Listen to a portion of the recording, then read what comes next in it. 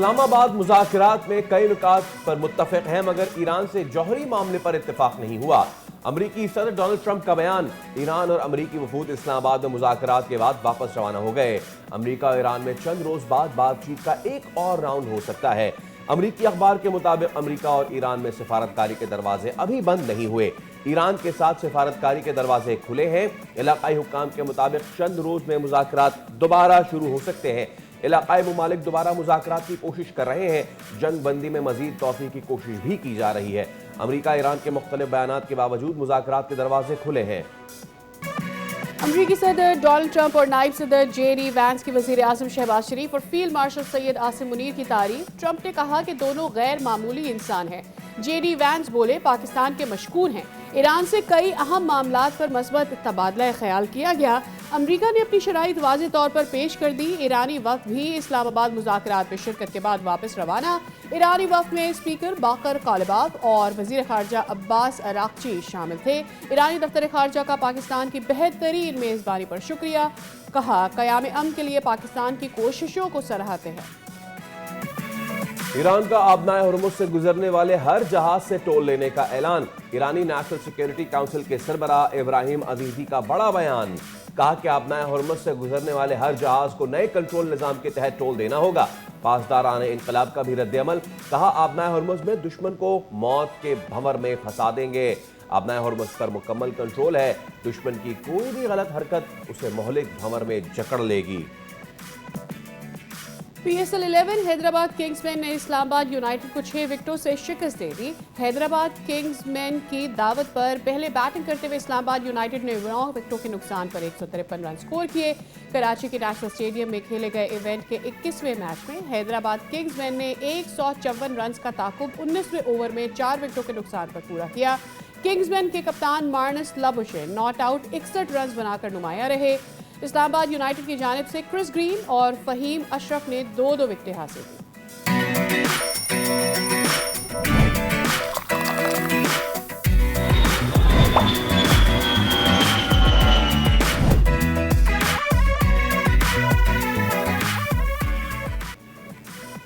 अस्सलाम वालेकुम, खुश आमदीद। दुनिया बोल है के साथ मैं हूं सैयद फैसल करीम और मैं हूं सादिया सैमसन। उम्मीद करते हैं कि आपका वीकेंड अच्छा गुजरा होगा। वीकेंड में बहुत सारी डेवलपमेंट्स हुई हैं जो श्योरली आज के शो में हम आपसे शेयर करेंगे।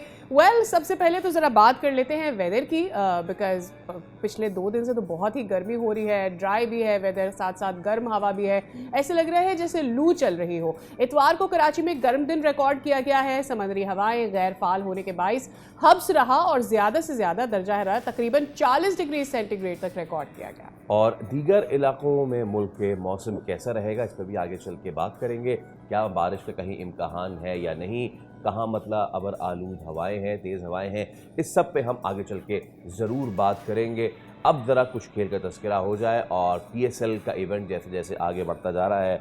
Again I don't agree to the fact कि सनसनीखेज़ी बढ़ती जा रही है, वन साइडेड मैचेस मुसलसल होते जा रहे हैं। लेकिन एक चीज़ जो कि बहुत अच्छी हुई है वो ये कि हैदराबाद किंग्समैन मुसलसल हारने के बाद अब मुसलसल जीतना उन्होंने शुरू कर दिया है। लगातार 2 मैचेस उन्होंने जीत लिए हैं और लीग के पहले 4 मैचेस में तो उनको जीत का मज़ा चखने को नहीं मिला।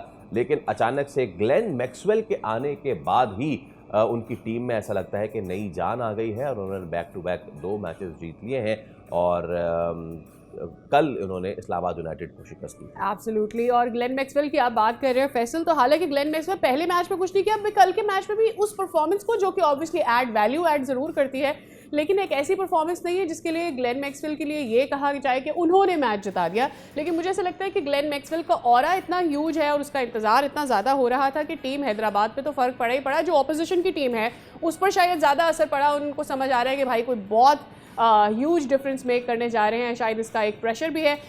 इस पर भी हम बात करेंगे, लेकिन सबसे अहम खबर है और वो ये रहा कि सैटरडे और संडे को जो डायलॉग होते रहे इस्लामाबाद में होने वाले अमेरिका और ईरान के अहम मुज़ाकरात किसी हतमी मुआहदे के बगैर ही ख़त्म हो गए हैं। लेकिन एक ऐसा नतीजा जो वक्ती जंगबंदी के बाद उम्मीदों के बरक सामने आया, उसमें कई घंटे जारी रहने वाले तवील बातचीत इस बात का ज़रूर सबूत है कि दोनों फरीक संजीदा थे, मगर असल रुकावट वही बुनियादी नुकात बने रहे, जौहरी प्रोग्राम, आबनाए हुर्मुज़ और खित्ते में असर रसूख। अमरीकी मौक़िफ़ तो अब ये वाज़ेह था कि ईरान से जौहरी हथियारों से मुकम्मल दस्तबरदारी की ज़मानत ली जाए, जबकि ईरान अपने जौहरी हुकूक और स्ट्रेटेजिक खुद मुख्तारी पर पीछे हटने को तैयार नहीं है। जेडी वेंस के बयान से भी जाहिर हुआ है कि अमेरिका अपनी शराइत को आखिरी और बेहतरीन पेशकश समझ रहा है, जबकि ईरानी हुक्काम के मुताबिक चंद अहम इख्तलाफी नुकात ही मुआहदे की राह में रुकावट है।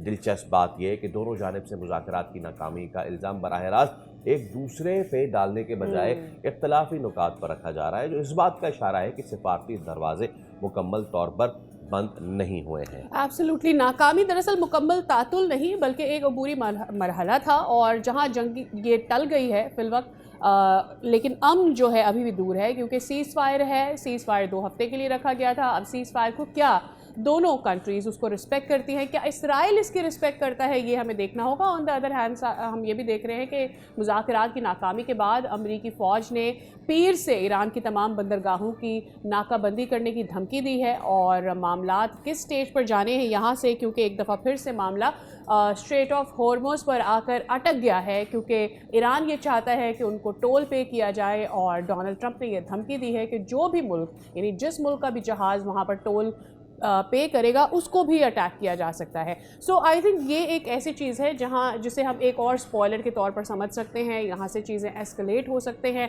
बहरहाल इस सारी सूरत हाल में जो सबसे ज़्यादा इम्पॉर्टेंट है वो है पाकिस्तान का पार्ट, के दोनों मुल्कों को जो डायरेक्टली इन्वॉल्व हैं इस जंग में, उनको एक टेबल पर लेकर आना और उनसे बातचीत करना। हमारे साथ मौजूद है साबिक सफ़ीर और सदर इंस्टीट्यूट ऑफ रीजनल स्टडीज़ जौहर सलीम साहब। जौहर साहब, अस्सलाम वालेकुम and a very good morning. हम सबके जो वीकेंड्स हैं वो काफ़ी बिजी रहे हैं, but here we are once again talking about yes the biggest news. अच्छा जौहर साहब, इस बात से क़तई नज़र के मामलात क्या हैं क्या नहीं है, पाकिस्तान ने बड़ा अच्छा किरदार अदा किया है। आज सुबह की कुछ नई डेवलपमेंट्स हैं और जो मामलात आ रहे हैं वही स्ट्रेट ऑफ हॉर्मुज़ पे आ रहे हैं, और सदर ट्रंप ने भी इस पर बड़े ही बयान दिए हैं ज़बरदस्त कि जी हम तबाह बर्बाद कर देंगे, एक बार फिर जिस तरह के वो देते हैं। लेकिन फिर अब ईरानियन जो है वो भी अब चीज़ें सामने आ गई हैं। उन्होंने कहा है कि हम जी जो भी यहाँ से गुजरेगा उसको भंवर में फंसा देंगे and all that. So I am sorry but are we back to square one जब हम स्ट्रेट ऑफ हॉर्मुज़ की बात करते हैं? जी, अबनाया हॉर्मुज़ का देखिए, मुज़ाकरात में भी अबनाया हॉर्मुज़ जो है it was one of the sticking points. जिस तरह दोनों साइड्स ने कहा है कि अब 2-3 पॉइंट्स ही रह गए थे, उसमें जो सबसे अहम थे, एक तरफ वो न्यूक्लियर था और फिर ये अबनाया हॉर्मुज़ का था, और फिर वो ज़ाहिर है कि वो जो सैंक्शंस रिलीफ और उनके जो एसेट्स अनफ्रीज करने का, ये शायद सबसे अहम नुक्ते थे। तो उसमें अब अबनाया हॉर्मुज़ पे क्योंकि कोई इत्तेफाक नहीं हो सका, ईरानियन समझते हैं कि उनकी ये सबसे बड़ी लेवरेज है, और वो जाहिर है जब तक कि एक बिल्कुल कॉम्प्रिहेंसिव सब कुछ ना हो जाए और उनको इंटरनेशनल गारंटीज जिस तरह की वो चाहते हैं वो ना मिले, वो इस लेवरेज को छोड़ना नहीं चाहते।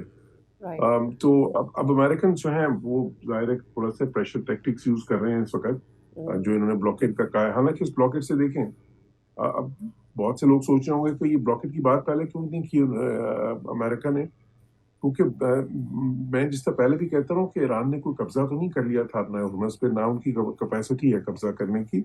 उनकी तो नेवी बिल्कुल ही तबाहशुदा जो है ना, सिर्फ उनके पास कुछ फास्ट बोट्स हैं और कुछ जो सबमरीन्स हैं थोड़ी बहुत। तो क्या वजह थी, किस उन्होंने जो है किस तरह उसको किया, जो है ना अपने हॉर्मुज़ को ब्लॉक। तो उन्होंने ब्लॉक तो किया था थ्रेट ऑफ फोर्स के जरिए। बस ये कहा था कि जी कोई भी शिप हमारी मर्जी के बगैर गुजरेगी तो हम उसको हिट करेंगे ड्रोन से या मिसाइल से या रॉकेट से। और वो जाहिर है कोस्ट लाइन पे बैठे हैं, वहां पे उनकी कैपेसिटी है, और फिर वो कुछ उसको माइंस भी उसमें उन्होंने कहा था हम फेंक देंगे, या कुछ फेंक भी दिए। तो अच्छा, जो माइंस होती है ना, इसको तो इनके पास माइंस स्वीपर्स होते हैं अमेरिका के पास, तो खैर जाहिर है दुनिया में सबसे बेहतरीन है। वो माइंस तो फिर कुछ वो निकाल सकते हैं कुछ ही दिनों में, वो कोई इतनी बड़ी चीज नहीं होती। असल जो मसला था वो उस थ्रेट ऑफ फोर्स का था, वो जो कोस्ट लाइन से, क्योंकि वहां पे उनके पास जेर ज़मीन ऐसी हैं, मिसाइल साइट्स हैं, और जाहिर है कि इतनी लंबी कोस्ट लाइन है, तो बहुत सी जगहों से वो अटैक करके, तो वो और क्योंकि ये तो नैरोस्ट पॉइंट पे तो सिर्फ ये आपको पता है सिर्फ 21 किलोमीटर है ये वाइड, तो वो बहुत आसान था। अब अमेरिका उसको देखिए, अमेरिका उस पर जो है ना अपनी, अगर वो पूरी बहरी जहाज ले आए, उनका तो जाहिर एयरक्राफ्ट कैरियर्स तक है उनके पास, उनकी तो दुनिया की सबसे बड़ी नेवी है, तो वो एक किस्म का उस पर जो है ना कब्जा तो कर सकते थे, उनको कोई मसला नहीं है ब्लॉकेड प्लांट का, उनकी कैपेसिटी है। सिर्फ मसला उसमें ये था कि फिर दुनिया में एक तेल की कीमतें बहुत ऊपर चली जा रही थी, क्योंकि ये ईरान तो इस वक्त अमेरिका तो उस वक्त ये कह रहा था कि उन्होंने ईरान का तेल भी जो समुद्रों में था, जो टैंकरों जी में जहां जहां भी था, उसको उन्होंने सैंक्शंस हटा दी थी ताकि इंटरनेशनल मार्केट्स में तेल की कीमतें बहुत ज्यादा ऊपर ना जाए। तो अभी जो है ना, जो सिचुएशन है उसमें अब ये रिस्क लेने कि राइट कुछ देर के लिए ही सही, बेशक तेल की कीमतें ऊपर भी चली जाएं तो वो ब्लॉकेट कर दे। ब्लॉकेट से ये होगा कि फिर ईरान की भी, इससे पहले ईरान का अपना तेल तो जा ही रहा था, क्योंकि दूसरों का उन्होंने ब्लॉक किया हुआ था, लेकिन उनका अपना जा रहा था, वो खर्ग आइलैंड से 90% जाता है। तो राइट अब वो अगर ब्लॉकेट कर देते हैं तो ईरान का अपना भी तेल बिल्कुल ही बंद हो जाता है जाना, तो उनके ऊपर ज्यादा एक मॉनेटरी प्रेशर भी आएगा। और फिर उससे सिर्फ तेल नहीं बंद कर सकती, ये तो सारी उनकी ट्रेड बंद कर सकते हैं एम्बार्गो करके, तो ईरान के लिए खासी बड़ी मुश्किल हो जाएगी।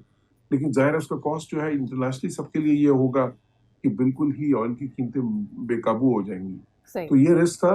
अब ट्रंप उसको जाहिर लगता है कि वो उसको लेने के लिए तैयार है, या एटलीस्ट उसका ठीक थ्रेट कर रहे हैं।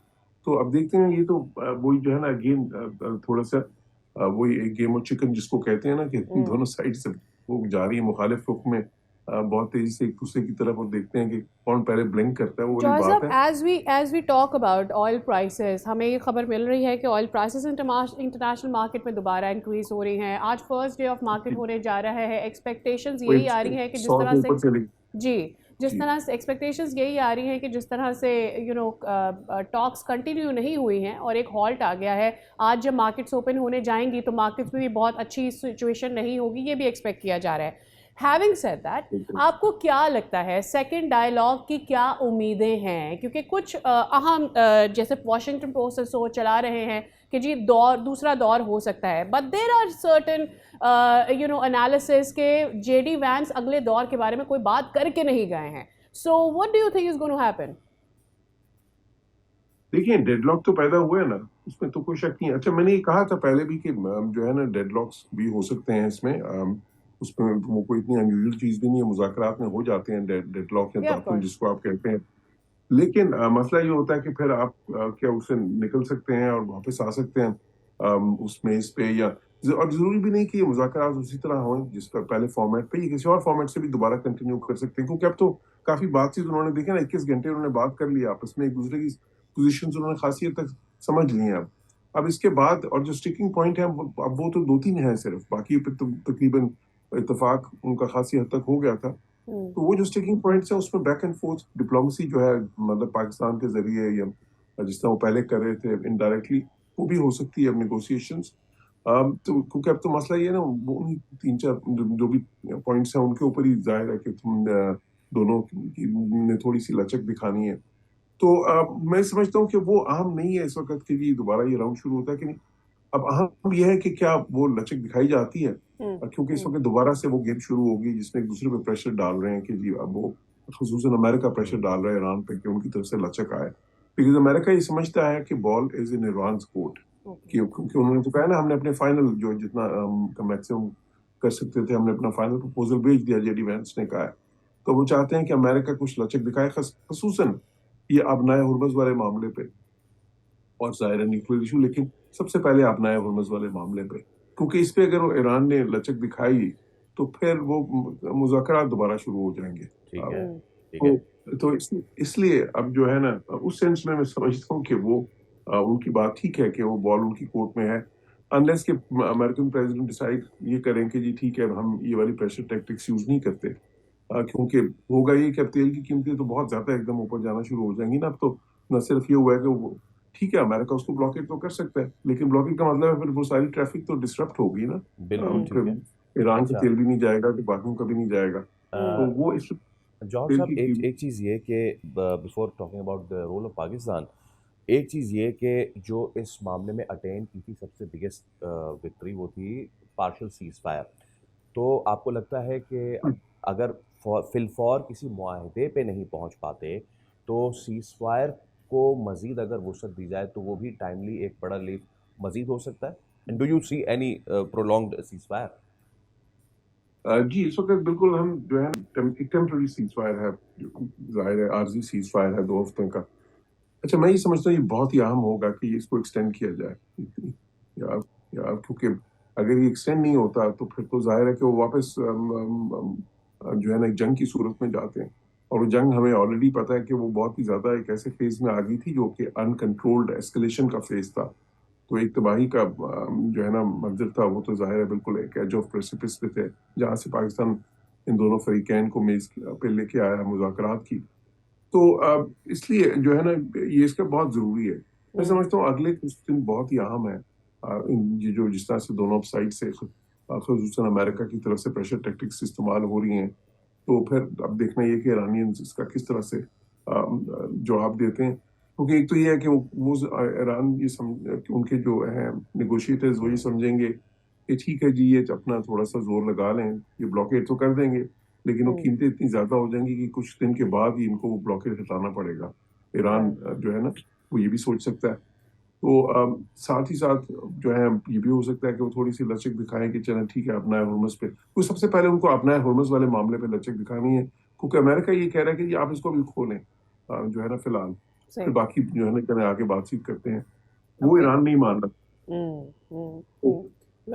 मैं समझता हूँ कि जो है ना मेरा अपना जो नुक्ता निगाह है वो ये है कि अगर ईरान इसको मुकम्मल खोल देता तो अच्छा होता शायद।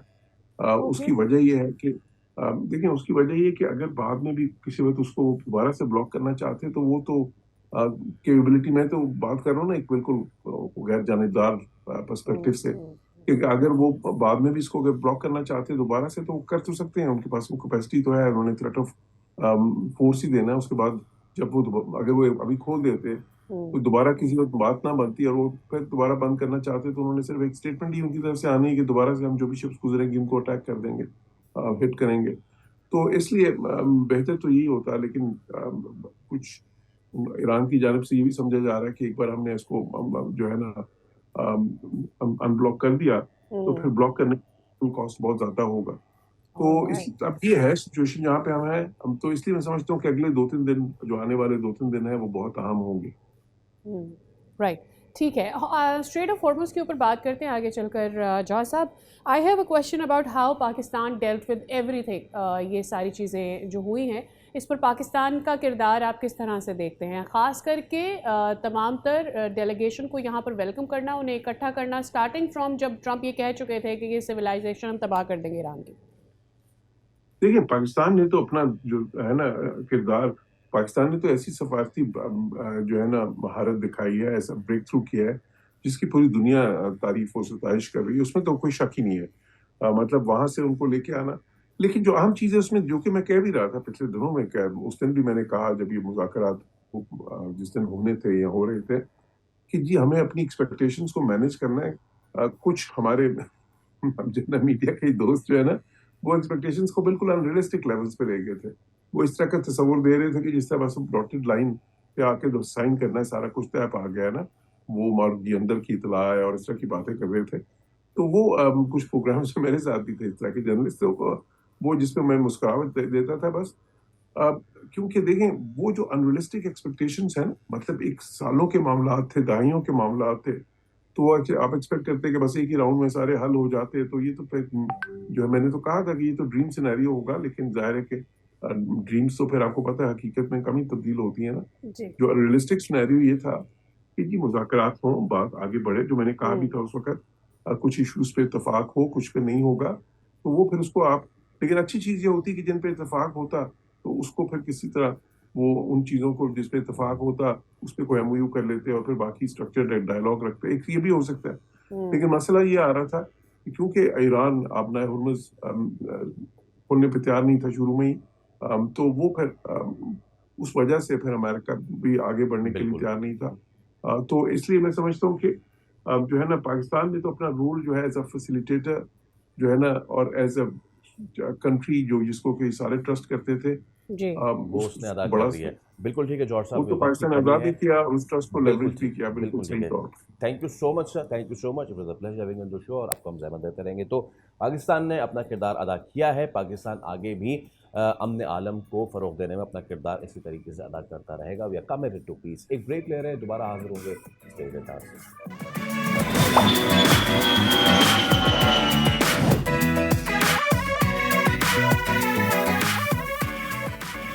Welcome back back again. Break पर जाने से पहले हम बात कर रहे थे डायलॉग के हवाले से और इसी पर मज़ीद आगे भी बात करते हैं। पाकिस्तान का चूँकि सफारती किरदार एक बार फिर से आलमी सतह पर सराहा जा रहा है और इस्लामाबाद आलमी सफारतकारी का मरकज़ बना रहा 2 दिन, पाकिस्तान ने न सिर्फ अमरीका और ईरान के दरमियान राबतों को मुमकिन बनाया बल्कि कशीदगी कम करने में एक फ़ाल और मुतवाज़न किरदार भी अदा किया। इस सब पे हम बात कर लेते हैं। हमारे साथ मौजूद हैं डॉक्टर हामिद अल-मशरक़ी साहब, आप माहिर बैनुल-अक़वामी अमूर हैं। डॉक्टर साहब गुड मॉर्निंग और अस्सलाम वालेकुम, बहुत शुक्रिया आपके वक्त के लिए।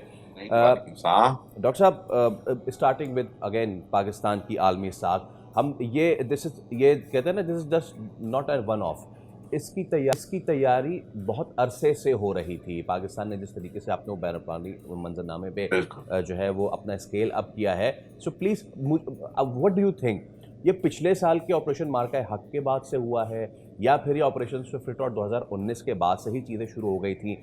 इसका इंसेप्शन पॉइंट क्या था? देखिए, इसका जो मेन इंसेप्शन पॉइंट तो मैं समझता हूँ कि पिछले साल 2010 से हुआ, क्योंकि रिवायती तौर पर अल्हम्दुलिल्लाह हमने भारत को बहुत बार शिकस्त दी है, चाहे वो ऑपरेशन स्विफ्ट रिटार्ट हो या उससे पीछे इवन कारगिल के अंदर भी, उससे पीछे भी। लेकिन जिस अंदाज में 10 मई को इंडिया ने हमला किया, 6-7 मई से ऑनवर्ड, और उसके बाद जिस अंदाज में हमने उसको रिटेलिएट किया और फिर जिस अंदाज में वो मोदी जो है वो अमेरिका गया और उसने उनसे सारा कुछ कहा, अमेरिका से दरख्वास्त की सीज फायर की, और पूरी दुनिया ने हमारी रिटेलिएशन और कमिटमेंट और रेजिलियंस देखी। और उसके बाद दूसरी बात यह है कि मौजूदा अल्हम्दुलिल्लाह जिस तरह इस्लामाबाद टॉक्स में पूरी दुनिया की जो निगाहें हैं वो इस्लामाबाद पे थी और पूरी दुनिया पाकिस्तान को सराहती है कि पाकिस्तान का किरदार जो है वो बेहतरीन रहा, बल्कि यहाँ तक पहुँचा देना इतने बड़े दो फरीक जो पिछले 43 साल से आपस में कभी कोई राब्ता नहीं था, कोई डायरेक्ट मीटिंग नहीं थी, उसको इस लेवल के ऊपर आपने मीटिंग करवा दी और उनके मुतालबात, एक दूसरे ने अपने मुतालबात रखे, डायलॉग 3-4 घंटे के नहीं बल्कि 21 घंटे के डायलॉग हुए, ये बहुत बड़ी कामयाबी है। और उसके बाद दोनों फ्रीकैन ने पाकिस्तान को बहुत ज़्यादा सराहा है और हर एक ने फील्ड मार्शल आसिम मुनीर साहब की, प्राइम मिनिस्टर शहबाज शरीफ की बड़ी कैटेगोरिकली उनकी तारीफ की गई है कि उनका किरदार जो है वो इस जंग को रुकवाने में, जंग बंदी में हमेशा के लिए याद रखा जाएगा। और मैं ये आपको बता दूं कि पाकिस्तान ने समझे कि जो जहां पर मामला पहुंच चुके थे उससे जो टेम्परेचर को नीचे किया है वो अब फॉरएवर इंशाल्लाह नीचे रहेगा। अगर कोई बहुत बड़ी मैं बार बार कहता हूँ कि ट्रम्प कोई बहुत बड़ी हिमाकत ना करें तो पाकिस्तान वो जो लैडर है, जो वॉर की जो एस्केलेशन लैडर है, उसको बहुत नीचे ले आया है और ये बहुत बड़ा क्रेडिट पाकिस्तान को जाएगा। गो के दोबारा से देख रहे हैं कि प्रेसिडेंट ट्रम्प की जानिब से जिस तरह के इक़दाम सामने आ रहे हैं और जिस तरह की बयानात सामने आ रहे हैं, ये काफ़ी परेशान कुन है। Right, yes absolutely. जो इस वक्त हम देख रहे हैं ख़ासतौर पर स्ट्रेट ऑफ हॉर्मुज़ के सराउंडिंग्स में या उसके अराउंड जितनी भी बातें की जा रही हैं, ये कंसर्निंग ज़रूर है।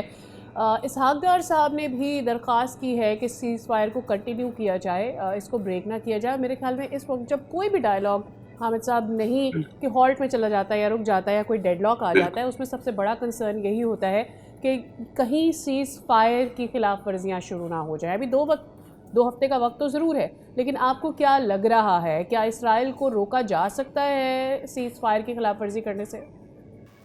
देखिए सादिया, बुनियादी तौर पर इसराइल ने तो लबनान पर हमला करके बहुत बड़ी खिलाफ वर्जी कर दी ऑलरेडी और उसमें बड़ा उन्होंने नुकसान किया, शहादतें हुई 250 के करीब, 160 के करीब मिसाइल दागे। लेकिन प्रॉब्लम ये है कि अभी जो लेटेस्ट इत्तलात आ रही हैं कि सदर ट्रंप खुद दोबारा से फिजाई हमले शुरू करने की बात कर रहे हैं अगले 12 से 14 घंटों के अंदर, यानी आज की जो रात होगी ईरान में। तो इस हवाले से काफ़ी परेशान कुन खबर है और मैं ये समझता हूँ कि सफारती कोशिशें जारी हैं कि अमेरिका और इसराइल जो है वो जंगबंदी जारी रखें।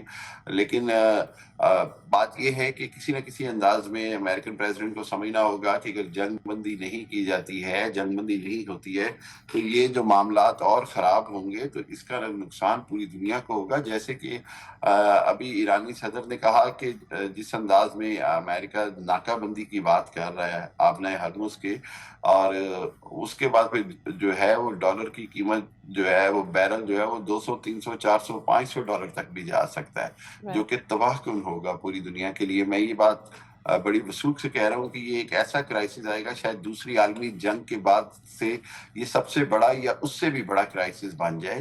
तो खुद सदर ट्रंप को देखना होगा। देखिए उनका ये जो कोशिश है या ये जो वो कर रहे हैं कि हर हालत में नेटो और मगरबी दुनिया को घसीटना चाह रहे हैं कि वो उनके साथ आके खड़ी हो, तो मैं समझता हूँ कि मगरबी दुनिया कभी भी इस तरह की हमाकत नहीं करना चाहती। उन्होंने इंग्लैंड ने, यूरोप ने इराक जंग से, अफगानिस्तान जंग से बहुत कुछ सीखा है कि उन्होंने बहुत कुछ खोया इन जंगों में अमेरिका का साथ देकर। सो अमेरिका का साथ देना जो है वो ये जंग जो है वो इसराइल अपने मकासद के लिए लड़ रहा है, नेतन्याहू अपने शैतानी मकासद को पूरा करने के लिए लड़ रहा है। तो यूरोप अब इस पे यकीन पे खड़ा है कि हम इसराइल का साथ उसके शैतानी मकासद को पूरा करने के लिए क्यों दें। Absolutely. As we are talking, Ghalibaf का एक तंजिया बयान सामने आया है ट्रंप पे, और कहते हैं कि नाम नहाद जो नाकाबंदी आप कर रहे हैं उसके बाद $4 वाले पेट्रोल को आप याद करेंगे। Well, coming back to Pakistan role in all this, एक चीज़ जो कि इंटरनेशनल मीडिया ने भी नोट की है और हमने भी नोट किया, दैट वाज जब ईरानी कंटिजेंट आया था रात के वक्त में, तो सीडीएस ने उनका वेलकम किया along with Ishaq Dar. CDS was in his uniform at that time. जब सुबह में अमेरिकी वफ्द आया, अगेन सीडीएस मौजूद थे, उन्होंने वेलकम किया and he was not in his uniform, he was in suitings. What does this symbolize, sir? हाँ, ये बड़ा इंटरेस्टिंग है। देखिए बात ये है कि इसमें दो चीजें बड़ी इंपॉर्टेंट है। एक तो ये है कि चूंकि सीडीएस का एक बड़ा क्लियर मैसेज है कि अगर ईरान स्टेट ऑफ वॉर में है तो पाकिस्तान उनके साथ खड़ा है स्टेट ऑफ वॉर में। पाकिस्तान का ये एक बड़ा सिंबॉलिक सा मैसेज है, और पाकिस्तान ये जो है वो हर अंदाज में खित्ते के अंदर अगर कोई कशीदगी बढ़ती है और उसके अंदर कोई ऐसी जगह, ऐसा पॉइंट आता है जहां पर इसराइल जो है वो एक लिमिट को क्रॉस करता है, अमेरिका एक लिमिट को क्रॉस करता है, तो पाकिस्तान जो है वो स्टेट ऑफ वॉर में भी आ जाएगा। और दूसरी बात ये है कि पाकिस्तान का सऊदी अरब के साथ मुआहिदा भी है, और सऊदी अरब के साथ भी पाकिस्तान जो है उसकी जॉइंट स्ट्रेटेजिक डिफेंस के लिए भी साथ स्टेट ऑफ वॉर में आता है। सो ये एक मैसेज है कि पाकिस्तान की हर अंदाज की एक लिमिटेशन और एक एक्सपेक्टेशन है, और एक पाकिस्तान का एक अपना मुकाम है खित्ते के अंदर in terms of state of war. दूसरी जानिब जब अमेरिकन आते हैं और उनका जो आप समझ लें कि इस्तकबाल किया जाता है स्मार्ट ड्रेसेस में, तो उसको मकसद यही है कि उनके साथ we know we are ready to be smart, we are ready to dialogue smartly, and we understand that we will be at their level and at their in their language. Diplomatic message आता है इसमें जी, कि बिल्कुल, हम बड़ा आपके साथ जबरदस्त। बैठकर बात कर सकते हैं and we can arrange those meetings for you. So basically Yes. एक डिप्लोमेटिक मैसेज सेंड हो जाता है, दूसरी बिल्कुल। जाने मिलिट्री अलाइनमेंट सेट हो जाती है। बहुत शुक्रिया हामिद साहब, आपके बिल्कुल, साथ हमने thank तज्जिया हासिल किया। यकीनी तौर पर पाकिस्तान के किरदार को दुनिया सराह रही है। यहाँ से आगे क्या होने जा रहा है, पाकिस्तान इसमें अपना किरदार अदा करता रहेगा। देखना ये है कि दोनों जो हरीफ हैं, दोनों जो पार्टीज़ हैं, वो कितना आगे मूव कर सकते हैं। इसके साथ ही हम ले रहे हैं एक ब्रेक। स्टे विद अस।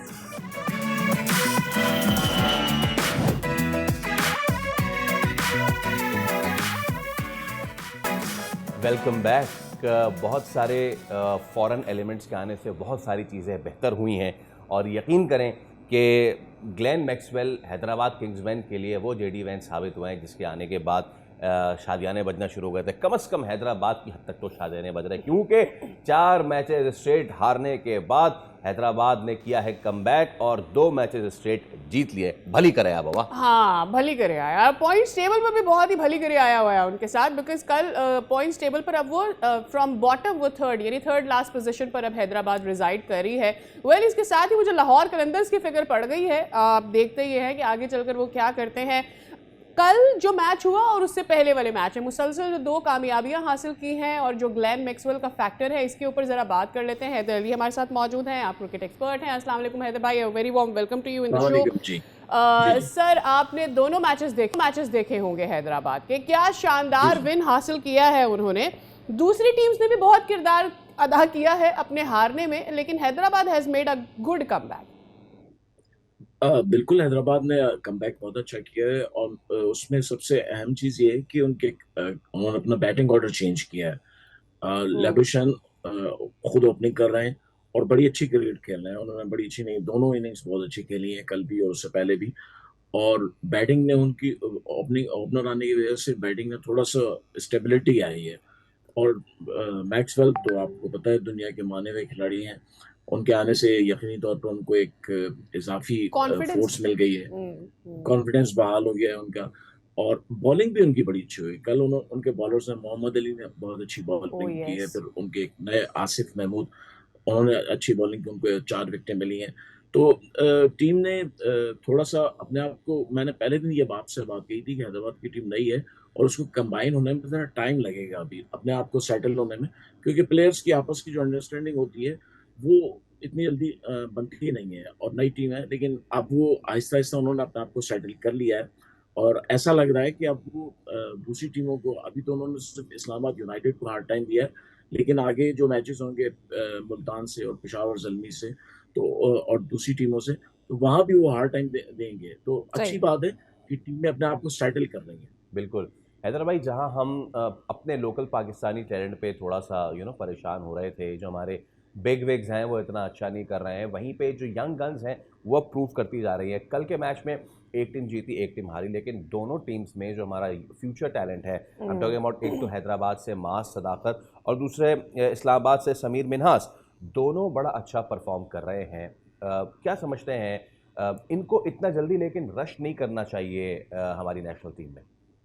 नहीं, नेशनल टीम में तो आने के लिए उनको थोड़ा सा अब मेहनत करनी पड़ेगी। ये हमारे यहाँ सबसे बड़ी बदकिस्मती है कि एक प्लेयर जो है वो एक इनिंग खेलता है अच्छी नहीं, उसमें पीएसएल में या कहीं और उसको एकदम से नेशनल टीम में ले आते। तो मैं समझता हूँ उन्हें टाइम देना चाहिए कि वो अपने आप को, वो कहते हैं ना कि तलवार को सैकल किए बगैर उसकी धार नहीं बनती है। तो प्लेयर्स को भी जब तक वो डोमेस्टिक क्रिकेट में या दूसरी क्रिकेट में मेहनत ना करें, पसीना ना बहाएं, उस वक्त तक बैट्समैन नहीं बन सकते। लेकिन सही। हमें टैलेंट की तारीफ करनी चाहिए। समीर हम्म, मिन्हास, मैंने पहले दिन कहा था कि बड़ा स्पेशल टैलेंट है। इसको थोड़ा सा आपको इसकी रहनुमाई करें, उसको गाइड करें कि भाई आपके कौन से शॉट्स हैं जो किस वक्त खेलना है। देखिए, हमारे जितने भी नए प्लेयर आए हैं, चाहे साइम हो, चाहे मासदाकत हो या दूसरे हो, उनकी एक ही गलती है कि शॉट सिलेक्शन उनका खराब है। और शॉट सिलेक्शन जब खराब होता है जब आपका माइंड आपके बैट के साथ जो है वो कोऑर्डिनेट नहीं कर रहा होता है। जी। तो थोड़ा सा ये चीज अगर ये सीख जाए तो ये बड़े जबरदस्त हैं। साइम ने ऑस्ट्रेलिया में जो इनिंग्स खेली है वो मिसाली थी, जबरदस्त इनिंग्स खेली है, लेकिन उसके बाद वो बिल्कुल नीचे आ गया। तो यही चीज जो है, नए प्लेयर्स जो है, जब तक इस चीज को सीखेंगे नहीं, सही। उसके लिए जरूरी है कि उनके साथ थोड़ा सा हमारे सीनियर प्लेयर्स काम करें। यूनुस खान है, मोहम्मद यूसुफ है, इंजमाम है, जो अभी अवेलेबल है, गाइड कर सकते हैं, वो इनके साथ थोड़ा काम करें। हैदर भाई, एक थोड़ा सा गिला भी है मेरे ख्याल में, हमें इस चीज़ को समझना चाहिए। हमने 2 दिन लबुशेन को ओपन करते हुए देखा। लबुशेन को समझ में आता है कि भाई वो कोई बहुत हार्ड हिटर नहीं है, वो उतने बड़े स्ट्राइक रेट से नहीं खेलता जितने बाकी खेलते, तो वो नीचे नहीं जाएगा, ऊपर ही जाएगा तो रन कर जाएगा। और शायद उसने एज अ कैप्टन अपनी पोजीशन को भी मज़ीद मजबूत किया ऊपर लाकर। यही बात कहीं ना कहीं बाबर आजम के ऊपर भी अप्लाई होती है और रिजवान के ऊपर भी अप्लाई होती है, लेकिन हम उनसे डिमांड करते हैं कि जी आप नीचे आके खेलें। जब हमारे अपने प्लेयर्स होते हैं, इवन लबुशेन के लिए आपने देखा होगा कि बहुत सारे एनालिस्ट का यही तज्जिया था कि भाई आप नीचे आके खेलें, आपसे ऊपर रन नहीं हो रहा, आप तीसरे नंबर के क्यों बैटर बने हुए हैं। लेकिन ही प्रूव कि भाई हर बैटर नहीं होता नीचे आकर खेल कर स्ट्राइक रेट बड़ा करने के लिए। नहीं, बिल्कुल आपकी बात सही है कि देखिए, लबुशेन की जो बैटिंग का स्टाइल है बिल्कुल डिफरेंट है T20 से, और फिट नहीं होते थे। लेकिन अभी कल जो 2 मैच उन्होंने बैटिंग किए, उन्होंने कोई ऊंचे शॉट्स नहीं खेले हैं, बल्कि वो उन्होंने क्रिकेटिंग शॉट्स खेले हैं। उन्होंने अपने गैप्स बनाए, यानी माइंड अपना उन्होंने डेवलप किया कि मुझे गैप्स में खेलना है। और यही चीज हमारे दूसरे बैट्समैन जो है, बाबर आजम की आपने बात की, रिजवान जो है वो क्रॉस खेलते हैं। रिजवान की आदत है कि क्रॉस खेलने की, और आप जब आपके रिफ्लेक्सेस स्लो हो जाते हैं तो क्रॉस नहीं खेल पाते हैं। तो रिजवान के ये प्रॉब्लम हो रहा है, थोड़ा सा क्रिकेटिंग शॉट पे जाएं। बाबर आजम भी ओपनिंग कर रहे हैं, तो अपना माइंड बनाए, क्रिकेटिंग शॉट खेलें, जबरदस्ती बड़े शॉट खेलने की कोशिश ना करें, तो लंबा स्कोर कर सकते हैं। लेकिन अभी तक आप ये देखें, लाबुशेन ने दोनों इनिंग्स खेली है, चेस किया है एक छोटे टारगेट को। कल तो खैर बहुत ही कम रन थे, उससे पहले भी इतना बड़ा टारगेट नहीं था, लेकिन जिस दिन वो एक बड़े टारगेट को चेस करेंगे और खुद पहले बैटिंग करेंगे, और पहले बैटिंग करते हुए बैट्समैन ज्यादा गलतियां करते हैं जब बड़ा उनके जहन में होता है 200 प्लस बन जाए। तो अभी देखना है कि आगे क्या करते हैं। लेकिन एक बात मानने वाली है कि उनकी जो हिकमत अमली है वो कामयाब हो गई। स्ट्रेटेजी आपकी जब कामयाब हो जाती है तो उससे फिर आपकी बैटिंग जो है वो सेटल होने लगती है।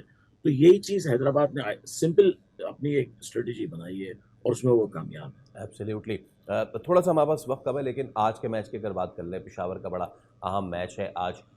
सो what do you think? Peshawar तो ऑलरेडी एक बड़ी रेड हॉट फॉर्म है, लेकिन मुल्तान जो है, आई मीन, वो भी किसी से कम नहीं। तो मेरे ख्याल से अब तक की टूर्नामेंट की दो बेस्ट टीम्स का आज से मुकाबला होने जा रहा है। बिल्कुल, पॉइंट टेबल पे आप देखें तो पेशावर इस बार लीड कर रही है और मुल्तान सुल्तान ने अपने 2-3 मैच बड़े अच्छे ज़बरदस्त जीते हैं और मुल्तान की कॉम्बिनेशन बन गई है। उनके जो ओपनिंग स्लॉट है, स्मिथ है, वो बड़ा अच्छा जो है बड़ी अच्छी बैटिंग कर रहे हैं। फिर उनका मिडिल ऑर्डर परफॉर्म कर रहा है मुल्तान का। तो सारी जी। चीज़ें उनके फेवर में जा रही हैं। आज का मैच बिल्कुल आपकी बात सही है कि बड़ा ज़बरदस्त मैच होने वाला है पेशावर ज़ल्मी का और मुल्तान सुल्तान्स का। और अब चूँकि 5 मैच तो खेल लिए हैं, अब आज छठा मैच खेल रहे हैं वो। तो इसका मतलब आप बिल्कुल अब एंड की तरफ जा रहे हैं। अब आपके पास बिल्कुल टाइम नहीं है कि आप सोचें कि चलें आज हार गए तो अगला मैच जीत जाएँगे। अब राइट। आपको पेशावर को कंटिन्यू करना है और मुल्तान को अपनी पोज़ीशन बेहतर बनानी है। तो दोनों टीमों की एक तरह से सेमीफ़ाइनल की अप्रोच शुरू हो गई है। ठीक है, बहुत शुक्रिया हैदर भाई, was wonderful to have you on the show. Hope करते हैं, हमने तो आज के लिए मुल्तान को पिक किया है, लेट्स सी आज पेशावर ज़ल्मी क्या करती है। खबरें आ रही है कि नाहीद उनकी टीम के लिए नहीं होंगे। I think Nahid and one more bowler Nahid Rana और जो दूसरे शोएफुल इस्लाम, वो अब बांग्लादेश या के जो दोनों पेसर्स हैं, वो अब पेशावर ज़ल्मी का हिस्सा नहीं होंगे, लेकिन विंस आ रहे हैं तो एक ये चीज़ एडेड एडवांटेज है। But again I am looking pretty much forward to Multan Sultan. I mean, थोड़ा कंपटीशन टफ होना चाहिए ना यस, पेशावर को तगड़ी टक्कर टीम, देने के दोनों लिए। तगड़ी दो तगड़ी टीमें हो जाएंगी इस कंपटीशन में तो हमें अच्छा लगेगा। जैसे हैदराबाद ने कमबैक किया है, वी रियली होप इंडीज भी अपने मैच में जो उनका आने वाला मैच है उसमें करे वेल। इसके साथ ही हमें लेनी है ब्रेक, मुलाकात होगी ब्रेक के बाद।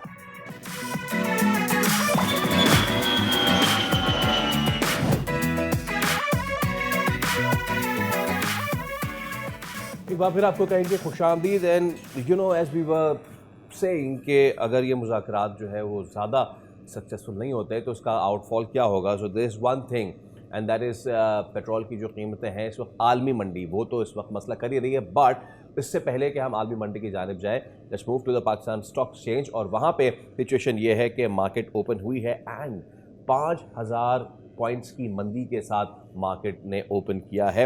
ये जो इस वक्त सिचुएशन क्रिएट हो रही है, इसका सिर्फ असर जो है हम अमरीकी तेल के ऊपर नहीं देख रहे हैं, बल्कि पूरी दुनिया पर इसका पहले भी हो रहा था असर, और मज़ीद इस पर इम्पैक्ट इसका आने जा रहा है। स्ट्रेट ऑफ हॉर्मज़ को अगर दोबारा से टोल लेने के लिए तमाम शिप्स को रोका जाता है तो मज़ीद तेल की कीमतों में फ़र्क आएगा और इकनॉमिकली इस पर पाकिस्तान पर भी ये अफेक्ट करने जाएगी। डॉक्टर खाकान नजीब साहब हमारे साथ मौजूद हैं, आप साबिक मुशीर हैं वज़ारत ख़ज़ाना के। सर, बहुत शुक्रिया आपके वक्त के लिए। Very good morning to you. Obviously हम पहले ही एक्सपेक्ट कर रहे थे कि जिस तरह से पेट्रोल प्राइसेस में कमी आई है, हमें शायद थोड़ा बहुत ज़्यादा फ़ायदा मिल जाना चाहिए, जो नहीं हुआ। पाकिस्तानी अवाम के ऊपर इसका बहुत गहरा असर पड़ने वाला है। एक तो स्ट्रेट ऑफ हॉर्मज़ की जो सिचुएशन है और फिर डायलॉग में हॉल्ट आने के बाद। तो 2-3 जनरल कमेंट्स। एक तो बात यह कि कल की जो हमारे इस्लामाबाद पीस प्रोसेस हुआ उसको सैटरडे को लोगों ने इस तरह समझा कि शायद इसमें कोई रिजल्ट निकल आएगा। I think that was a serious over expectation. Diplomacy जो है वो कोई मोमेंट नहीं होता, वो एक जर्नी होती है जिसमें आप मतलब अगर 40 साल बाद इतना एंगेज कर रहे हो दो पार्टीज जो कि एक कॉन्फ्लिक्ट में हो तो एक इमीडिएट रिजल्ट तो किसी सूरत भी नहीं निकलना। बट अच्छी बात यह है कि जो 21 अप्रैल तक का सीज फायर है उसने होल्ड किया है। I think that is the biggest outcome. ऐसा नहीं हुआ कि हॉस्टिलिटीज दोबारा शुरू हुई, कुछ चीजों पे इत्तेफाक भी हुआ है और कुछ चीजें like the nuclear, like the Gaza situation, like straight of Hormuz, इस पे शायद नहीं अभी तक पूरी तरह जैसे आप कहेंगे एक तरह से ऐसी पोजीशन बनी है कि दोनों साइड जो है वो जनरल एग्रीमेंट पे आए। सो एक तो this is the comment and this is how markets react very very quickly. That is the nature of markets, right? I mean, मैं बड़े ट्वीट सुनता हूँ कि लोग ऐसे करते हैं कि मार्केट ऊपर चली गई। मैं कभी भी and I look at the global markets, I trade global markets, I advise on global markets. हमेशा ये जो short term gyrations हैं मार्केट्स की, مثلا आज जब जापान खुला, I see when Japan opens, Australia opens, ये दुनिया की सबसे पहली मार्केट्स जो है ना ओपन करती हैं। ये थोड़ी सी नेगेटिव आई बिकॉज ऑयल 8% 10% बढ़ गया था। ऑब्वियसली अगर स्ट्रेट ऑफ हॉर्मोज में ऐसी खबर आ रही हो कि 3 शिप्स ही निकले हैं, I was looking at the exact data, तो अगर कल 3 शिप्स ही निकले हैं और बहुत कम शिप्स निकल रहे हैं और यूएस अथॉरिटीज रिस्ट्रेंट कर रही हैं ऑन द इरानियन बॉर्डर्स, तो ये एक बात बिल्कुल ऑब्वियस थी कि आप ये नहीं कर पाएंगे। देखिए पाकिस्तान पे उसका जो इम्पैक्ट है ना, मैं बार बार कहता हूँ और बहुत एम्फसाइज करके कहता हूँ, डिमांड कंजर्वेशन, एनर्जी एफिशिएंसी, अपनी तर्ज जिंदगी को बदलना, मैन्युफैक्चरिंग की, पब्लिक सेक्टर की, प्राइवेट सेक्टर की, इसके अलावा कोई चारा नहीं है। ये कहते जाना कि हम सप्लाई खरीद लें आज आप $104 की, $104 तो अभी ब्रेंट की कीमत है ना, जब दुबई प्लैट्स जाके देखेंगे तो वो इससे भी बड़ा होगा क्योंकि फिजिकल की कीमत ज्यादा ऊपर चली जाती है। आप खरीद लें $200 बैरल का diesel, but that's not the way to do it. The way to do it is आप एनर्जी कंजर्व करते हैं, आप एफिशिएंसी लाते हैं, the way you work short term में भी और लॉन्ग टर्म में। ये सोचते हैं कि $14 अरब का पेट्रोलियम प्रोडक्ट्स मंगवाना जो है, इट इज लाइक अगर $35 अरब का आपका तिजारती खसारा है तो उसमें से $14 अरब तो यहीं से आ रहा है। तो हमने क्या किया, हमने सारा फ्रेट कैरी किया रोड्स पर, आई मीन और फिर लॉन्ग टर्म पॉलिसीज में सोचते हैं। हम आज लोगों को ये कंफर्ट देना चाहते हैं कि नहीं, बहुत सप्लाई है, सब कुछ सही है। Don't let's be honest with the people of Pakistan. They have to change their behavior. Okay. They have to curtail demand so that ये वक्त गुजर जाए। मैं फिर कहता हूं कि तेल की कीमत आने वाले महीनों में इवन तस्वीया भी हो जाए। जिस तरह का सप्लाई का शॉक है ना, जिसका मतलब है 73 के बाद सबसे बड़ा सप्लाई शॉक है, ये इतनी जल्दी नॉर्मलाइज नहीं करेगी ट्रेड, जिसमें हम सीआईएफ प्राइस का मतलब होता है इंश्योरेंस एंड फ्रेट डालें, जरा उसको डाल के देखेंगे, ये इतनी जल्दी सबसाइड नहीं करेगी। पाकिस्तान पे एक और असर हमेशा याद रखिए कि 60 lakh Pakistani gulf middle east में है, बहुत बड़ी रेमिटेंस भेजता है, 54% भेजता है, उसका effect visas obviously have become difficult. और देखिए इनका कुछ इम्पैक्ट तो जियोपॉलिटिकल भी होगा ना। यूएई ने आपसे उनके $2 अरब शायद इस महीने में एक है, 0.45 बिलियन एक है, ये $2.5 अरब एक है। आई एम नॉट श्योर कि $1 अरब और इस महीने जाएगा या जून में जाएगा, वो वापस करने हैं। सो मल्टीपल इम्पैक्ट है। इकोनॉमिक मैनेजमेंट बहुत अच्छी होनी चाहिए, इससे आपको जिसे कहने हैं ना, शील्ड करने की मैनेजमेंट होनी चाहिए।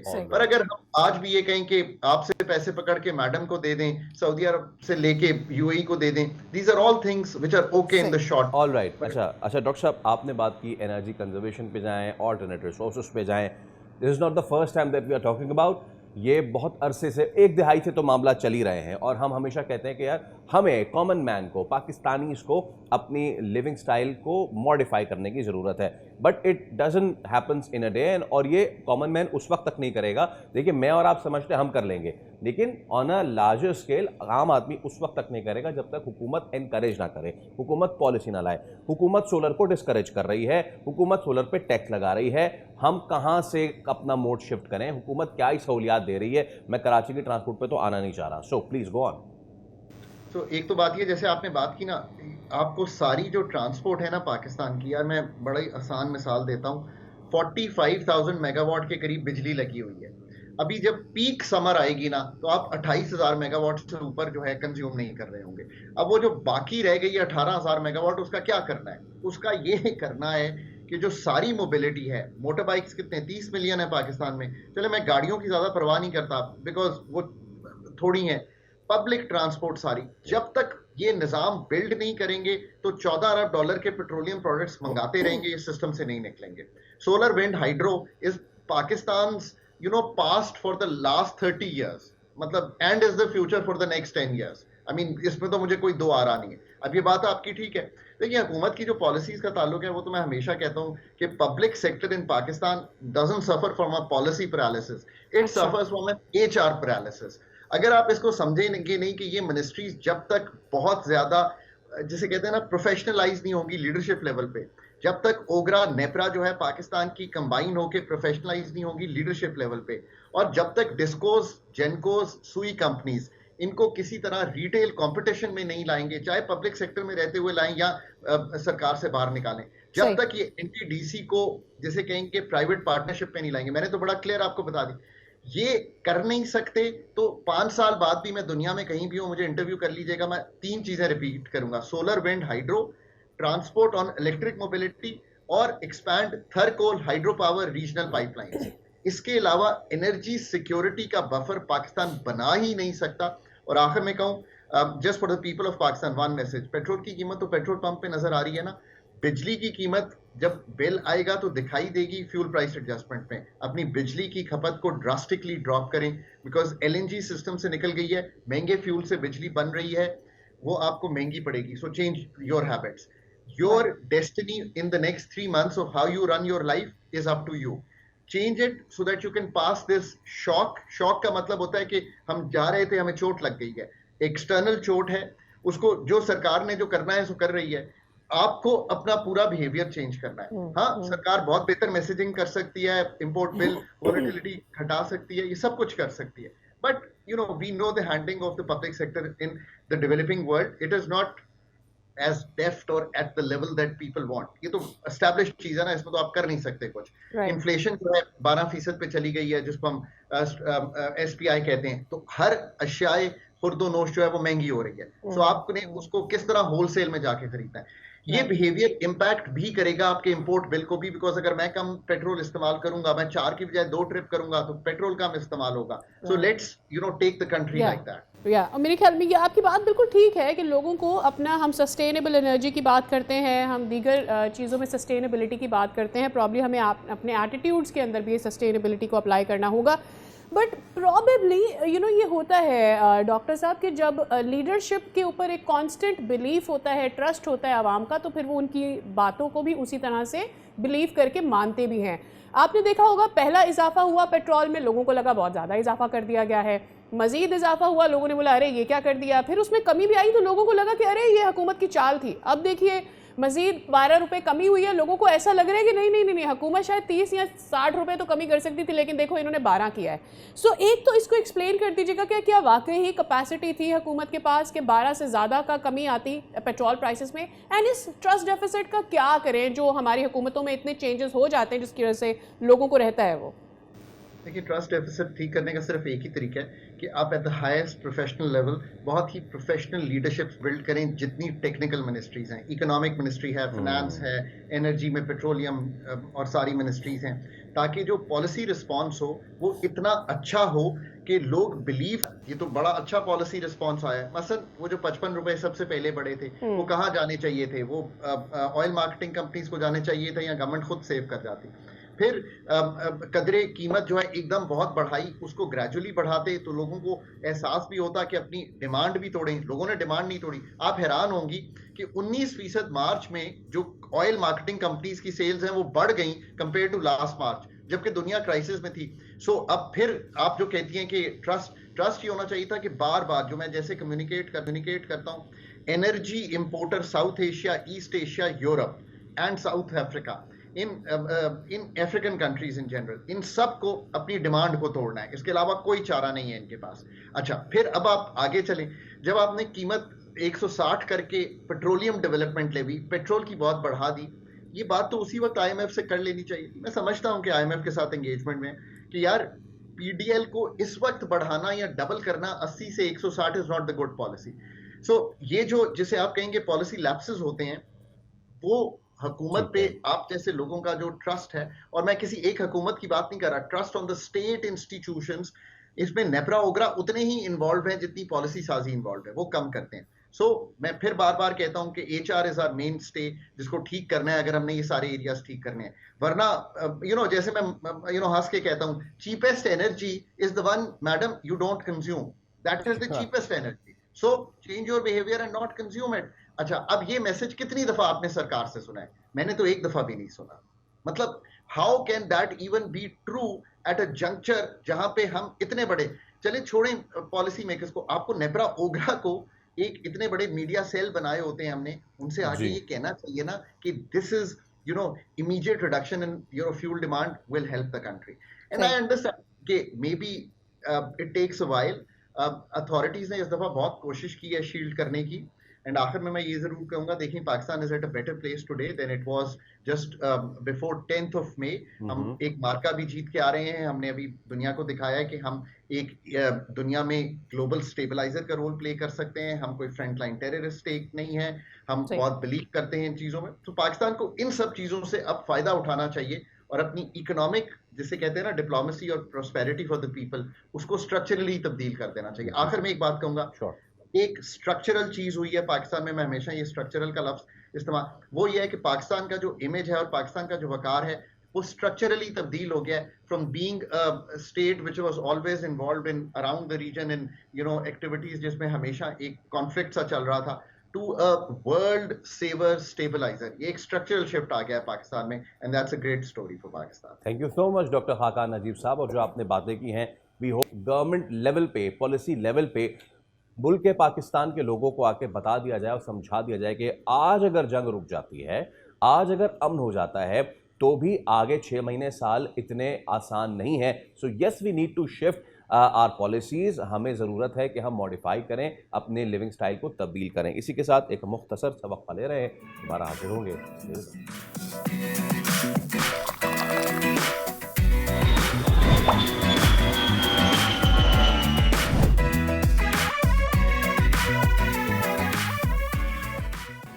Welcome back again. भाई कोई वजह नहीं है अमन के लोग परेशान ना हो। जब पेट्रोल प्राइसेस ऊपर नीचे होती हैं तो सबको ज़्यादा परेशानी ये हो जाती है कि ठीक है भाई, जो पेट्रोल इस्तेमाल कर रहा है डायरेक्टली नहीं कर रहा, उसके घर के बजट पर इसका फ़र्क आएगा, क्योंकि सब्जियों की कीमतों में, कुकिंग ऑयल की कीमतों में इस तरह से इजाफा होता है। तकलीफ उस वक्त होती है जब ये मनमाना इजाफा होता है, जब हम देखते हैं कि स्टोरेज कर ली जाती है और कीमतों में इजाफा किया जाता है। ऐसे कुछ लाहौर में देखने में आया है। 200 रुपए किलो टमाटर मिल रहा है। पूरे मुल्क में अलग रेट पर वैसे तो मिल रहा है, लेकिन लाहौर में ये 200 रुपए का क्यों हो गया है, ये समझ से बाहर है। और इसके ऊपर अभी तक इंतजामिया क्यों हरकत में नहीं आई है। शहरियों का ये कहना है कि पहले ही बढ़ती हुई महंगाई ने बजट को मुतासर कर रखा है। अब सब्जियों की कीमतों में इजाफे ने किचन के अखराजात को नाकाबिले बर्दाश्त बना दिया है। तो ये सारा फैक्टर है क्या इसमें? दुकानदार, ट्रांसपोर्ट और दीगर अखराजात में जो है वो इजाफे को जो जवाज़ बना रहे हैं, ये कितना ज़्यादा ठीक है और रिलीफ की क्या सूरत हाल है सरकारी सतह पे? हमारे साथ हमारे नुमाइंदे अफजाल अब्बासी मौजूद हैं। अफजाल, सबसे पहले तो ये बताइए कि क्या सिचुएशन है इस वक्त कीमतों की, और मुख्तलिफ बाज़ारों में, बचत बाज़ार भी हैं, क्या वहाँ पे अगर कम है कीमतें तो क्वालिटी गिरी हुई है? थोड़ा सा सारा मामले का अहाता कीजिए प्लीज़।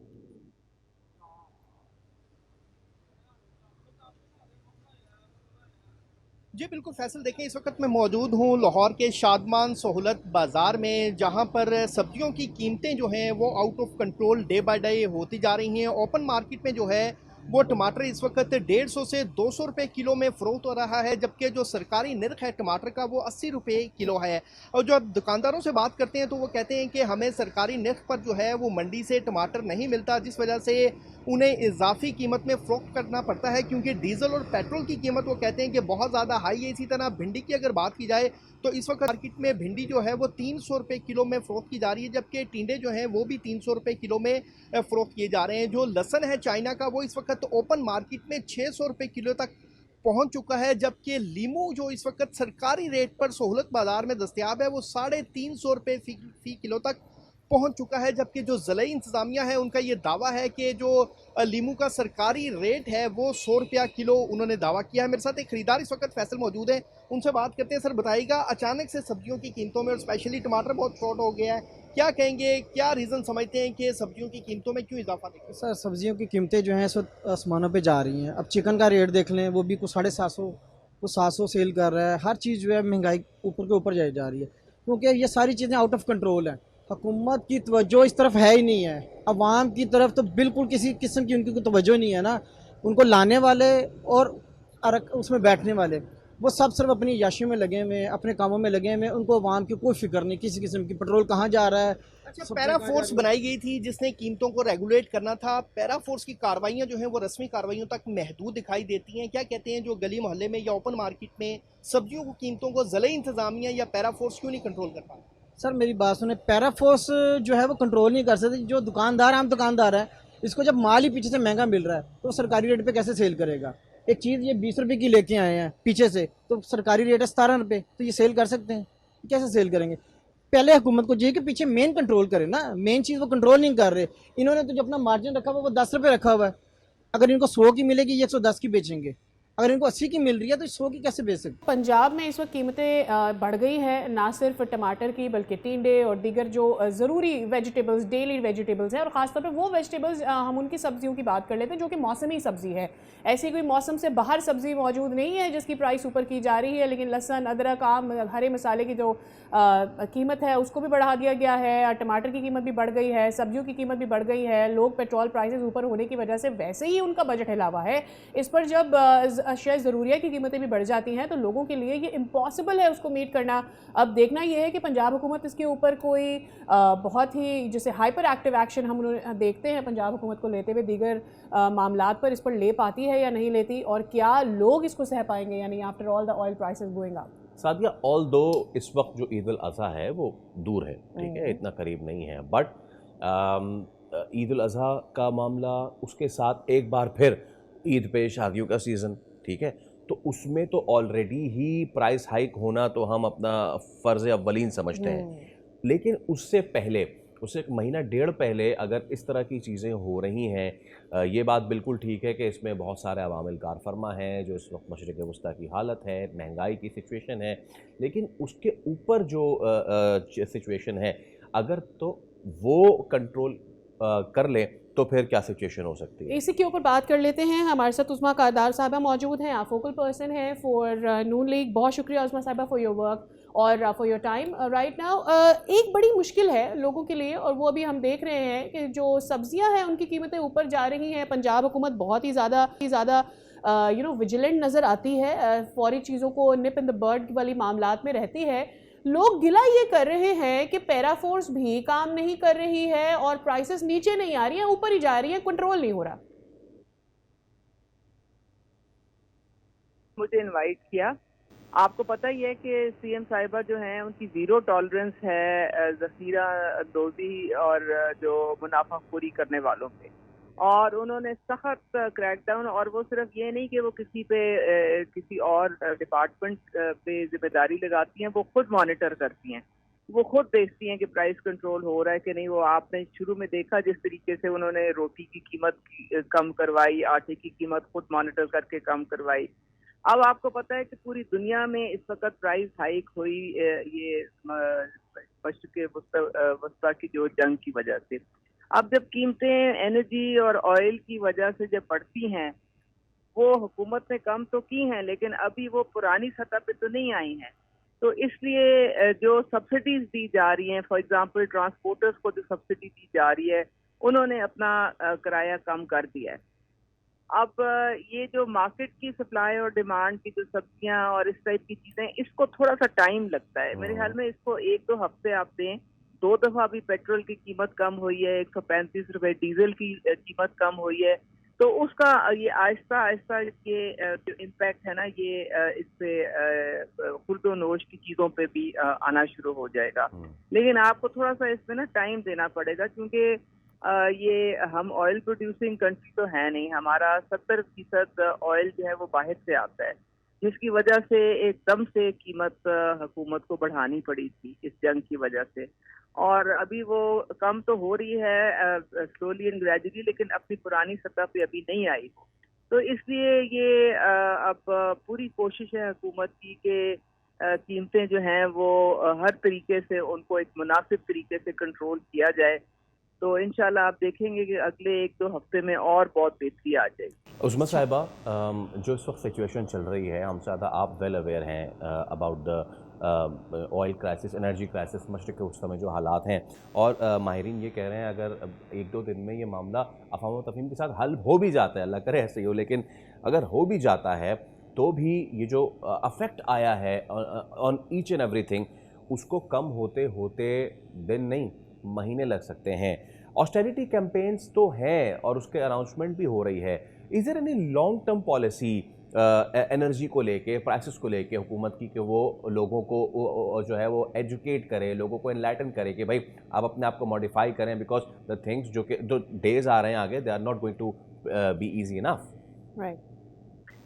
जी देखें, अकेली हुकूमत तो कुछ भी नहीं कर सकती ना, जब तक कि अवाम ताउन ना करे। अब देखें, इतनी डे लाइट जो एनर्जी जो है उसके लिए मार्केट्स को अब 8 बजे जो बंद करना शुरू कर दिया है, और सारा ये जो स्कूल के जो औकात हैं वो और डेज जो हैं दफ्तरों के वो भी कम जो किए हैं। लेकिन उसके बावजूद जो गवर्नमेंट ने तस्मीना लगाया था कि भाई इतनी हमारी फ्यूल की कंजम्पशन की बचत होगी, वो हो ही नहीं।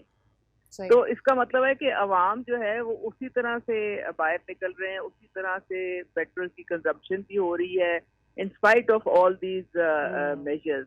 तो हमें भी थोड़ा सोचना चाहिए कि इस वक्त पूरी दुनिया जो है एक मुश्किल वक्त से गुजर रही है, और हम तो एक डेवलपिंग कंट्री हैं, तो हमें भी हुकूमत का साथ देना चाहिए। राइट। उसमें साहिबा लास्ट 30 सेकेंड्स है हमारे पास, अगर आप कमेंट कर सके। वी गॉट टू नो कि जो सर्दर्न पंजाब है वहाँ पर फसलों को बहुत नुकसान पहुंचा है, खास करके जो जालाबारी वगैरह की सूरत हाल हुई है, कुछ बता सकती हैं? चूंकि कीमतों में इजाफा हुआ है, कितना नुकसान हुआ है क्रॉप्स को?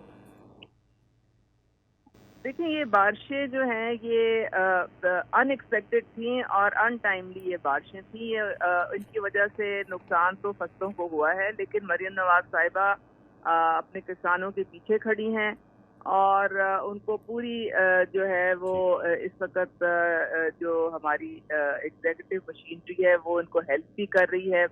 जो गंदम की प्राइस है 3500 पे उन्होंने जो फिक्स की है वही कीमत जो है वो किसान को मिलेगी, और ये उन्होंने इंश्योर किया है। खास कंपनीज हैं जिनको डेजिग्नेट किया है जो कि ये खरीदेंगी गंदम किसानों से। तो अब ये एक बारिशों का जो सिलसिला है अल्लाह करे बस अब ये बंद हो जाए, क्योंकि इससे नुकसान तो हुआ है, लेकिन हुकूमत अपने किसानों के साथ खड़ी है और हर तरीके से उनकी इमदाद कर रही है। बहुत शुक्रिया। फोकल पर्सन वज़ीर आला पंजाब उज़्मा अकबर हमारे साथ आप मौजूद थी। अभी हम एक ब्रेक ले रहे हैं, shortly we are coming back, हमारे साथ रहिए।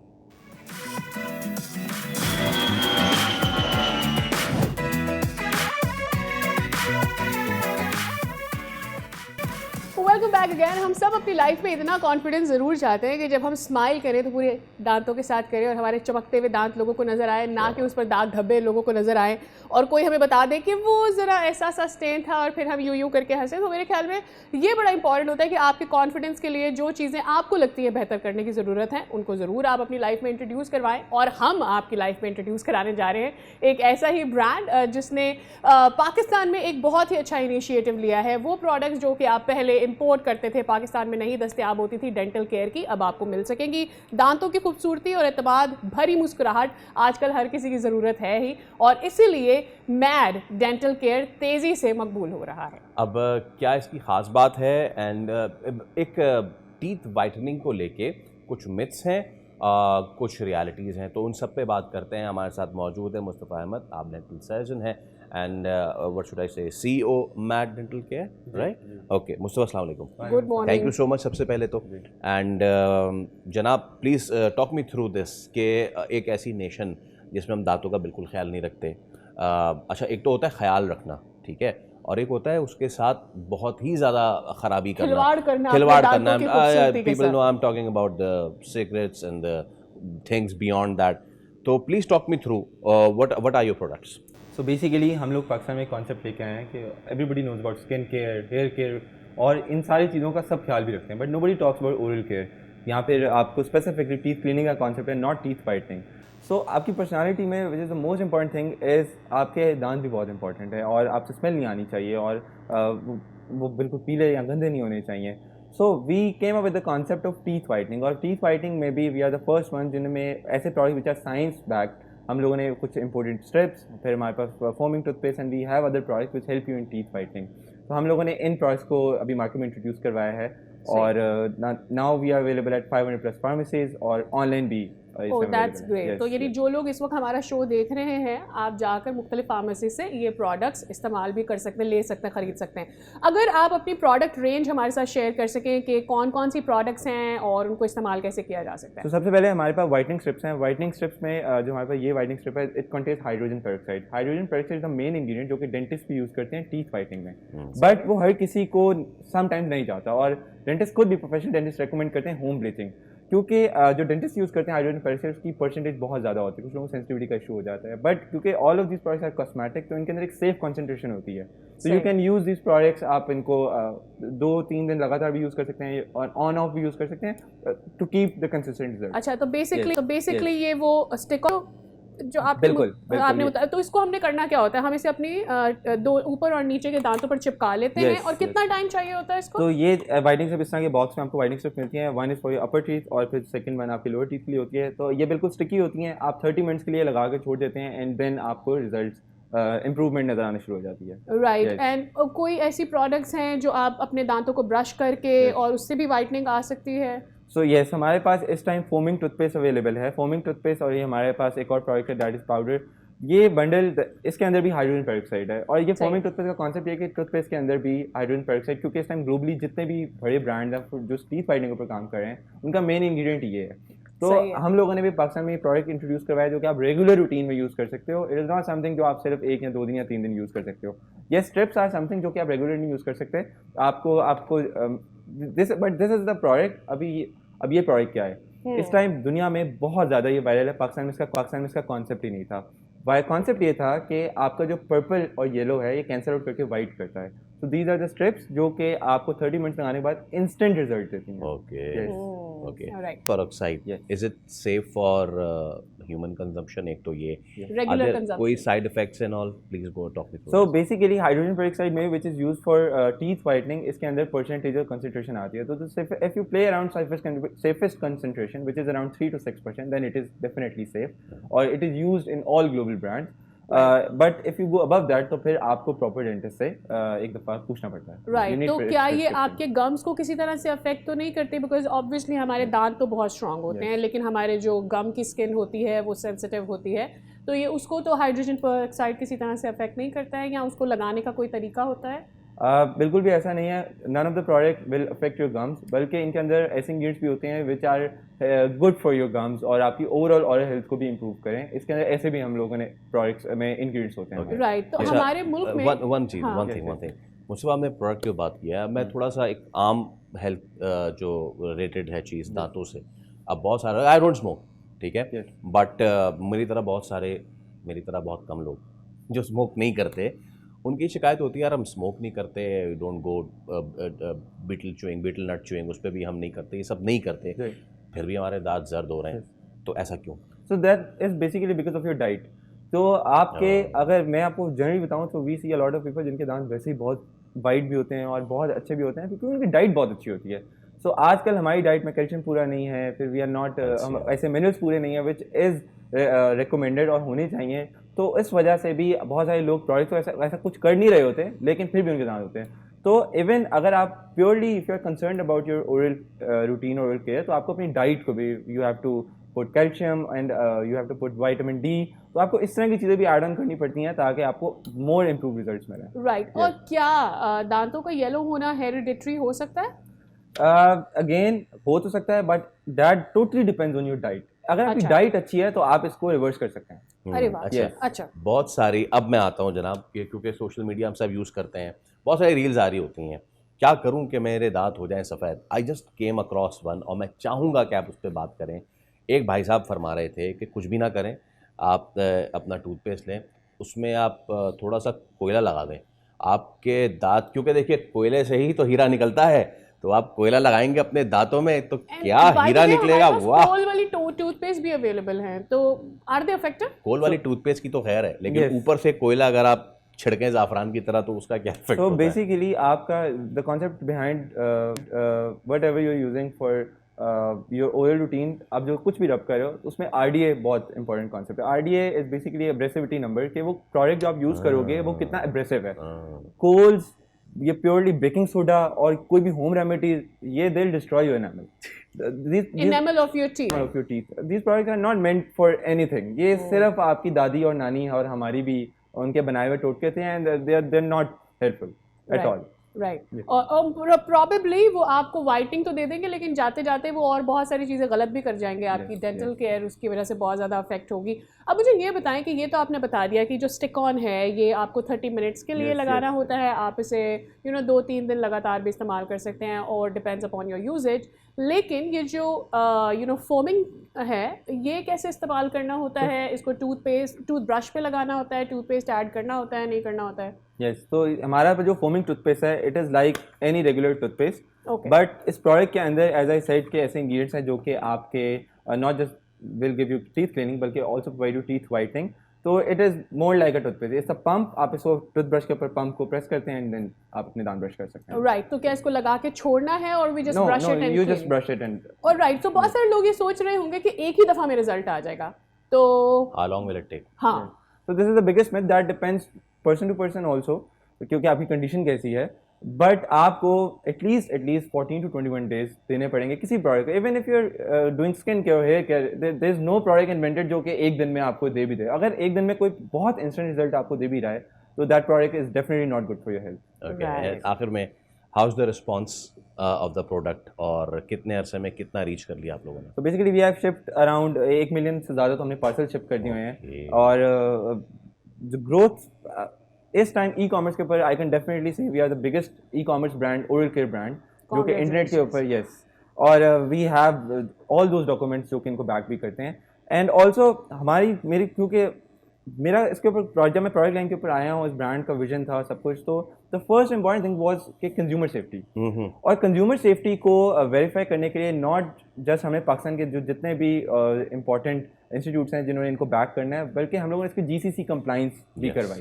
And all of our products are on GCC compliance. It means we can sell in UAE, क्योंकि आपको पता है बाहर तो लोग बहुत ज़्यादा कंसर्न होते हैं, और स्पेसिफिकली आप किसी भी कंट्री में जाएंगे कि हमारे कंज्यूमर को कोई नुकसान नहीं होना चाहिए। ऑल राइट, ठीक है Mustafa Ahmed, thank you so much and best of luck for the future endeavours. तो जनाब ख्याल रखिए अपना, और जब हम दांतों की बात करते हैं तो भरपूर ख्याल रखें क्योंकि इसका दर्द बहुत बर्दाश्त नहीं होता है। वेल विद दैट हम आपसे लेंगे इजाज़त, अब आपसे मुलाकात होगी कल। रखिए अपना ख्याल, अल्लाह हाफ़िज़।